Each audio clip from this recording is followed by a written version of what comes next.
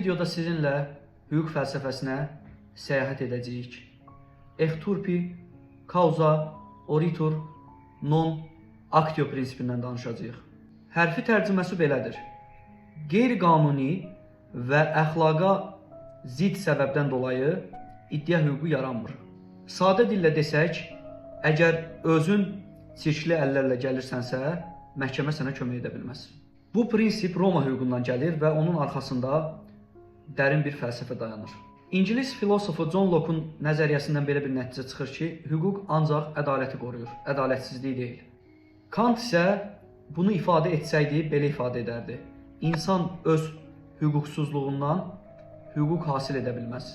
Yəni Kantın hüquq fəlsəfəsində də insanın öz qanunsuz əməlindən hüquqi üstünlük əldə etməsi qəbul edilmir.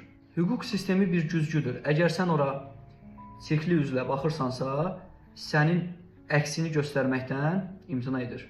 Holmanın Johnsona qarşı 1775-ci il tarixli məşhur bir məhkəmə işində kontrabanda, yəni qaçaqmalçılıqla mal satan şəxs pulunu ala bilmir və məhkəməyə üst tutur. Məhkəmə isə Holmana belə cavab verir.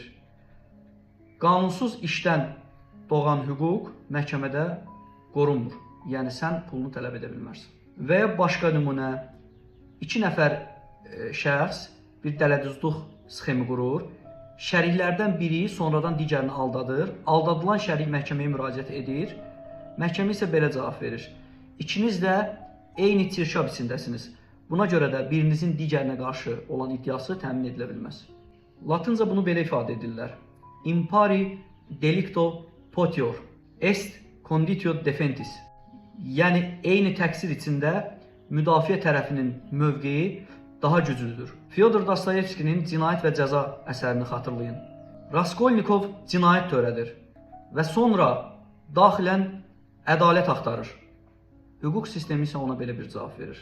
Əvvəlcə öz çirkli əllərinə bax. Təsəvvür edin ki, başqasının bağından meyvə oğurlarsınız və həmin meyvəni yeyərək zəhərlənirsiniz və sonradan bağın sahibini məhkəməyə verirsiniz. Məhkəmə ilk öncə sizdən soruşacaq. Sən o bağda nə axtarırdın? Hüquq nəzəriyyəsində bu prinsip 2 böyük məktəbə dayanır. Təbii hüquq məktəbi deyir, hüquq əxlaqdan ayrılmazdır. Əxlaqa zidd tələb hüquqi tələb ola bilməz. Pozitivist məktəb isə daha praqmatikdir.